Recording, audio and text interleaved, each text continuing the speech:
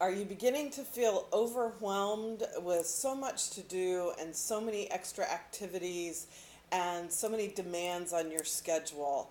It's that time of year. Hanukkah starts tomorrow and Christmas Day is 2 weeks away. And so there's just an extra load of pressure, finishing up projects at work, parties to go to, things your kids need you to do, presents to wrap, places to go. I'm Brenda, Florida, life coach and lifestyle advisor, and today we're going to talk about infinite possibilities.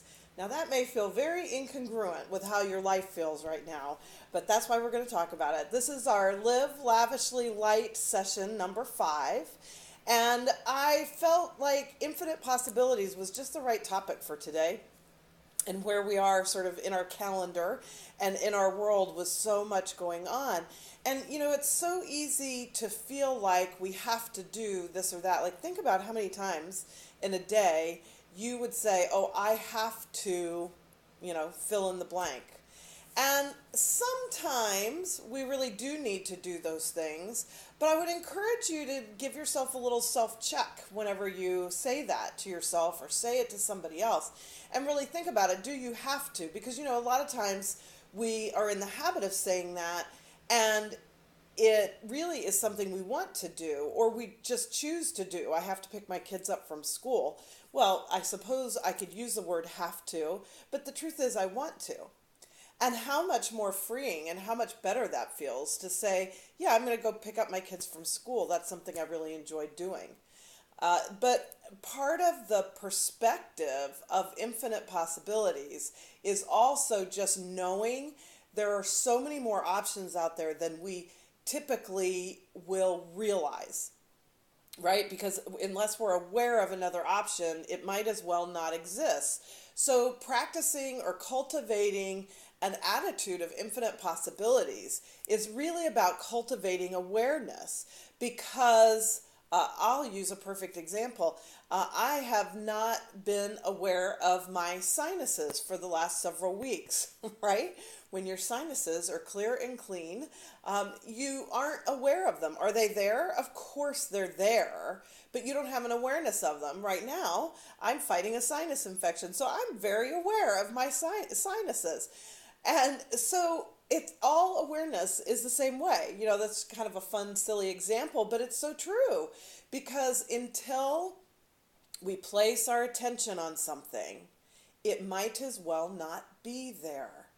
So there are infinite possibilities for all sorts of things in your schedule, for all sorts of choices that you make at the holidays, how to spend your money, what to do, what not to do, how much rest are you going to give yourself, how much downtime to just enjoy the season. All those things really are choices, but they don't always seem possible. So today I just want to challenge you as you go through the week to let yourself be aware of more possibilities than there are. So sometimes this is like a brainstorming activity where I'll just say, okay, I really feel like I have to do something. And it's like, well, no, okay. What if I couldn't? What if I was suddenly bedridden and I just couldn't do that? What would happen? Probably nothing.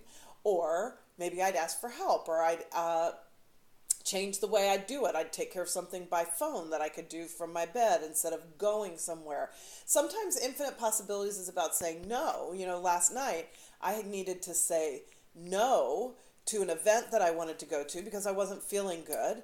And I knew if I pushed myself to go, I would just feel worse today, or, potentially spread my cold to somebody else, which is never any fun for them. So even though it wasn't something I wanted to say no to, I did. That was a possibility. And so look at everything that you're doing, or don't make this hard, right? I'm not trying to add more things to do, so don't necessarily look at everything you're doing. But the things that come up with some kind of a charge to them, right? Like you are feeling that I have to, I can't say no to this, or this is the only way this can happen.